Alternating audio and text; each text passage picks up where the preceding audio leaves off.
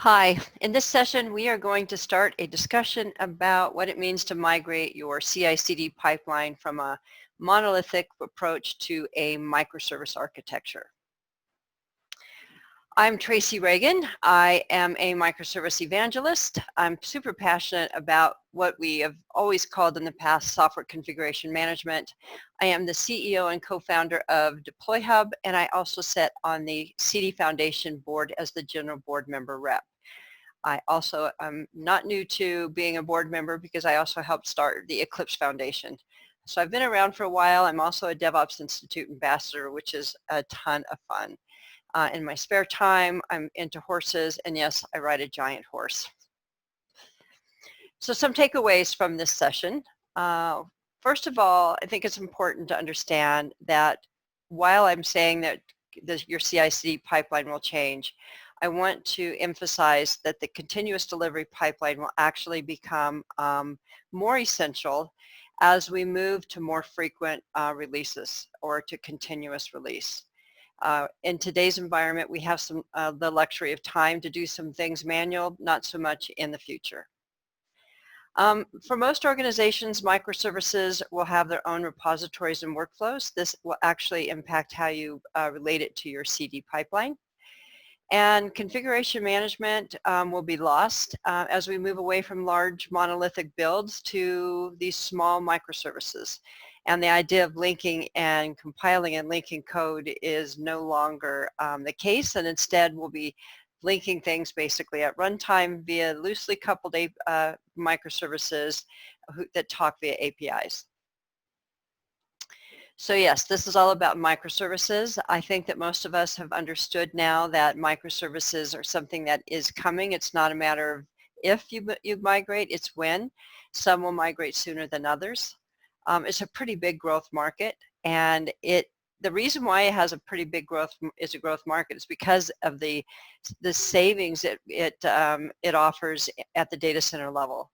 Operational savings from microservices is pretty substantial, and you're increasing power. So it costs less and it creates more processing power.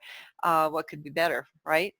And about 6% of developers now believe that microservices will be their default application architecture in the next 5 years. So when we are thinking about microservices, the first thing you have to do is kind of wrap your brain around what they are. And if you think about them as being functions, that'll get you pretty far down the road in understanding them. With a microservice, though, the concept of an application goes away. You only really have a set of these smaller functions, and a collection of those functions make up an application. These are loosely coupled. When we move them out to production, they're loosely coupled, and they are talking via APIs at runtime. So that really shifts how we assemble code and think about application versions. Microservices are also mutable. In our old process in Monolithic, we have a jar file, we copy over the jar file. In microservices, you put a new one out there, the old one is still there. It doesn't go away until you delete it, basically.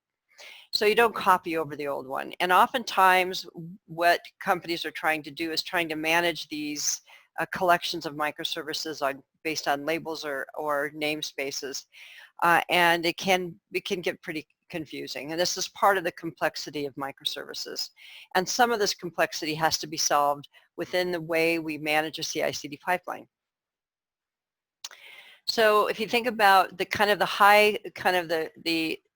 gold standard of services, I take this from Chris Richardson. He has a website called microservices.io. I highly recommend going there and taking some of his online classes. And he breaks this down into 4 points. He says a service should implement a set of strongly related functions. And services that change together should be packaged together. So if you have several services that are dependent upon each other, then they really are a single service and should be in there at the same container and packaged as one. A service can change without affecting clients, which means that we have to think about backward compatibility. Now I know that that is not always the case, but it's something that we would strive for. And each team that owns one or more services must be autonomous. In other words, they should be able to deploy their service without really impacting other teams. Because if you push a new microservice out and somebody is consuming your product, they're going to automatically start consuming it, which means that their application may start behaving differently, preferably better, but not always. So in essence, what we're really talking about is achieving really Agile. We have tried to do Agile for quite some time, and many of us would like to think that we are doing a purely Agile practice. But I want to remind you that while we have been better at creating smaller units of work for coding, as soon as we hit the CD pipeline, we go back to doing everything monolithic. We recompile everything and we redeploy everything.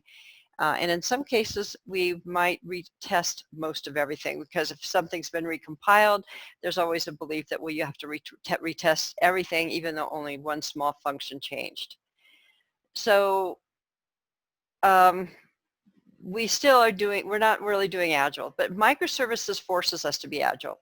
They are themselves small functions that get deployed independently.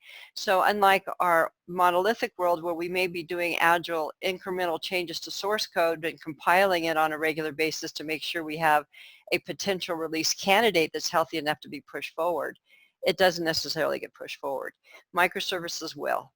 They will get pushed forward, and you'll do lots of releases a day, and sometimes there'll be a release that will impact your application and you won't even know it. So what I'm talking about is like taking a wine glass and smashing it into pieces and pointing to it and saying, hey, there's your wine glass. Great. And when we do that, every single piece of the wine glass is going to have to be addressed in a different way. So let's talk about what the creation of microservices does for the CD pipeline at a high level. How is it disrupted? First of all, think about code branching and merging. If you have a function that's maybe 300 lines long, you may not be doing a whole lot of code sharing in the way that we have in the past. So merging your changes with another person's changes and back to a trunk, maybe not so much anymore. That was the case with a piece of code that was 3,000 lines long, but maybe not so much with a function. So while we are still going to be using version control for tracking our changes, the idea of branching and merging may not be as critical as it has been in the past, especially as we were trying to do more Agile kind of work and make smaller changes and push those smaller changes to the compile. Right, with a microservice architecture, you're going to make that change and it's going to go farther than the compile. So CI is no longer as critical either, because the whole reason why we did CI was to make sure that the build always worked. That's not going to be needed because we're not going to have a 3 or 4 hour build. It's going to be a pretty small build. But CD automation will be super, super critical because this is a scaling issue. We're going to need to be able to scale. And in the old way of doing things, we really did have the luxury of time. If we did a daily release, we were feeling pretty good about ourselves. And in a daily release, you can do things manually. You can have scripts to do this work and have something like Jenkins call it. But in a microservice world, we have to become unscripted. And we have to start thinking about separating the data from the definition. And the ability to do continuous release will be key to the success of your microservices journey. Because if you're not pushing them on a regular basis, you're pretty much still doing monolithic. And I hear companies doing this where they have a collection of microservices and they always release them completely as a single unit. So even though they have a collection of functions, they're releasing them still monolithic. We must break those patterns. Microservices are not intended to be used that way. So again, let's just think about the branching and merging process, because it's been core to what we've done and what we've talked about, especially around Agile practices. So again, code's not going to be 3,000 lines long. You're not going to have a lot of code that developers are all updating at the same time. And you may not even have a lot of different streams. The concept of streams kind of goes away with a microservice. A microservice is not going to have streams like an application version has streams. Now, while there may be streams for your application version, you're going to see them a little differently because they're going to be changes based on a microservice that the application is consuming. And that's not going to be managed inside of something like Git. Developers are generally going to work on a single piece of code, and they're going to own that, and they're going to own many pieces of code, but they're all going to be separate functions. So I really think what we have to start doing is thinking about our dependence on version control, understand how important version control was to software configuration management, and understand what we're losing out of that, because we will be losing some of the functionality that we now rely on to create our application version. And that takes us into the next step of our CD pipeline and monolith, which is builds. Now, in a microservice world, builds are different. Smaller codes means smaller builds. Now builds, generally, why we did a build in the past was because we didn't want to do weekly sync up points and have some really smart person that sat in the corner and ran the compile process to make sure all of the code still compiled and linked, and we had a release candidate. So instead, we started doing continuous integration where we would check in and immediately compile. So if we broke something, we would know early. So fail early. Fail early and fail often was the way to stay pointed in the right direction. With microservices, that fail early and fail often through the build goes away. I used to hear people worry about the build breaking, but you wanted to know when the build broke, because that means you need to fix something, and the sooner you fix it, the better off you were, because if you allowed that break to go unattended, it could potentially mean that two developers were coding in two opposite directions, and bringing all that back to a trunk and compiling it would be really difficult. All that stuff goes away with microservice. We don't think about that anymore, because we don't sit and have a really smart person in the corner who's written a compile script that's being called by Jenkins. And when he wrote that, he came up with ways to do things like knowing what to check out, knowing what libraries to link, and then creating an application version package based on the build that could be pushed forward.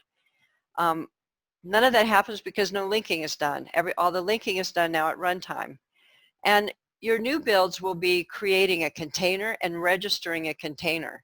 So you'll create a Python, you'll have a Python, some Python code, you'll potentially build your container. You might call something like Artifactory to do the scanning, know that you have everything that you need, and then that container is registered. That means you have a release candidate at that point.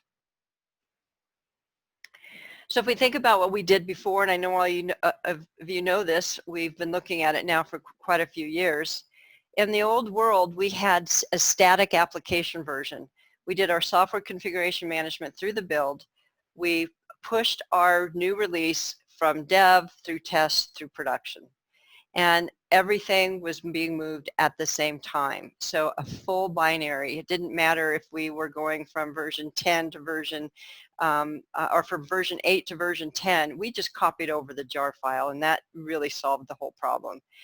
Not so much with microservices. So kind of like the analogy of the wine glass, what we basically have, instead of taking a full puzzle, we're breaking the puzzle pieces into smaller pieces, little parts. So we no longer have a statically linked application. In fact, our application now is truly dynamic, which is why it can be so critical in terms of business agility. When you're able to update a small piece, and that small piece is all you need to update, it reduces risk, but it also creates a lot of risk if we're not tracking what we just updated. So we have work to do in the CI/CD pipeline to make microservices a reality, and the CD pipeline is more critical today than it has ever been in a monolith, because in the monolith we had the luxury of time to always fix it, tweak a script, tweak something here or there. There will be no tweak time. So when I say it's a scaling issue, I want you to think about each of those microservices being pushed through the pipeline at the same time, or at different times. So your pipeline might have a microservice at dev and one at prod, and then a different microservice at test and another one at prod and another one at dev. But all of these together make different versions of your application. And that is where the complexity comes from.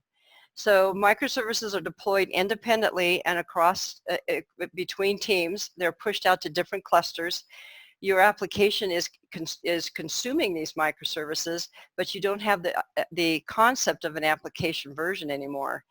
And that sort of was key in our way of developing software. We created an application and we created an application. But with microservices, because we're not doing the build and the version control in the way we used to, we sort of throw away the traditional software configuration management. Now, only 15% of companies really report massive success with microservices. It's my belief, in lots of discussions I've had with companies, is that tracking microservices across the clusters and understanding which version their application is consuming is part of the complexity that's standing in the way. The CD pipeline has to address that. It did in the old way. We still have to do it in the new way. So first of all, your CD pipeline is probably going to change a little in terms of how many workflows you have. There's a discussion between a mono repo and a poly repo.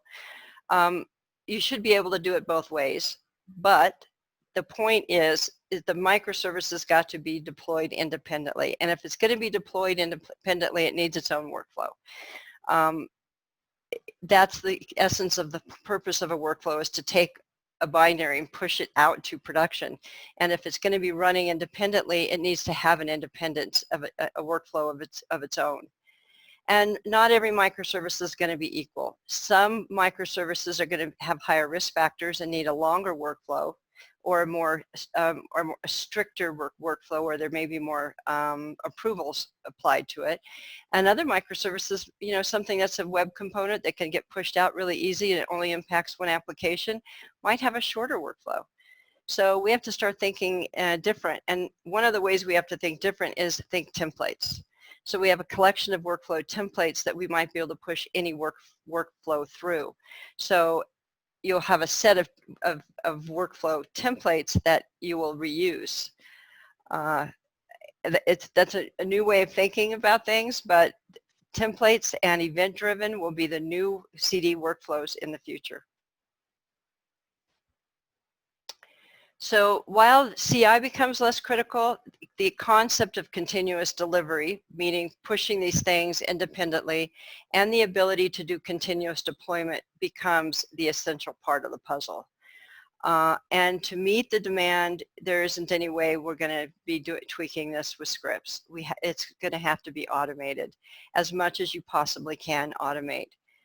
You want to have tooling to do this that is not a one-off script. It's time to get rid of them. This is just what microservices is going to ask us to do. Automation will be key. Now, the loss of the application view is going to be a problem that needs to be addressed, and this is going back to traditional software configuration management. And because these are independently deployed, the loss of the application view is going to cause you the most grief. How can you keep track of that? Do we still stuff it back in the same workflow and we push all the microservices together? No, that's not going to work because a single microservice might be consumed by 5 different applications. So one application drives the release of a new microservice, and now all 5 new applications have new application versions because there's a new microservice. So your application workflow will be replaced with microservice workflows, but you still need a way to aggregate that back together.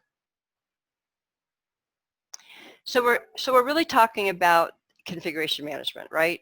Configuration management, it used to be the process of working with our version control tool, pulling the pieces out and compiling them into a binary that we pushed across the dev, test, and prod states. And now configuration management is changing.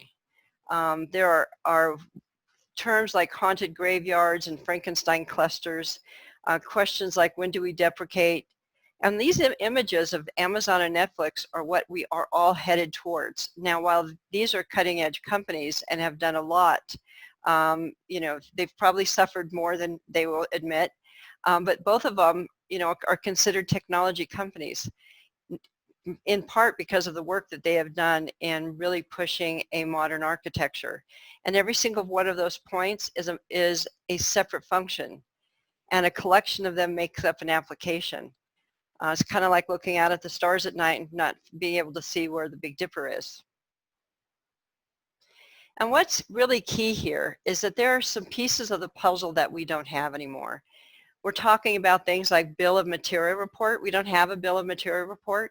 We don't have a difference report to show what's different between the two applications. Or if I have a single microservice, how do I know what applications it impacts? Because we've thrown away the concept of an application. Now, new in your world will probably be something called domain-driven design. Domain-driven design is the concept of decomposing your application and seeing the patterns within your organization and starting to log or catalog your microservices based on a solution space. Some people call them problem spaces. I like to call them solution spaces. Domains will become a critical part of the conversation, because as your developers start creating microservices, you want to be able to find them and you want to be able to catalog them. If you are an application team looking for a really good sign-on microservice, you need to be able to go to the sign-on or the security domain and look for what's approved to be used for sign-on. Those are the kinds of conversations we'll be having in the future. And who knows, maybe domains will be how we manage microservices as a collection of an application, and we have releases of those at a time. Everybody will solve these problems a little bit different, but domains will be part of the conversation. There is no doubt in my mind. You know, we used to talk about builds. Now Helm will really be your new build tool. Helm is probably the easiest way to, you know, push a container out to a cluster. And while deployments of a microservice in a container to a cluster is really easy, the hard part is doing all of the tracking. But Helm will probably become more of your conversation as you move to containers than, you know, how to run a Jenkins CI build. Ortelius is a new open source project that focuses on dependency mapping and tracking and doing data visualization. It will help you put the application version back into the picture, and it will help you track the different versions of the microservices even before they've been deployed out to a cluster. And then it will help you see what they've been, what they have, what cluster is consuming a particular version of a microservice.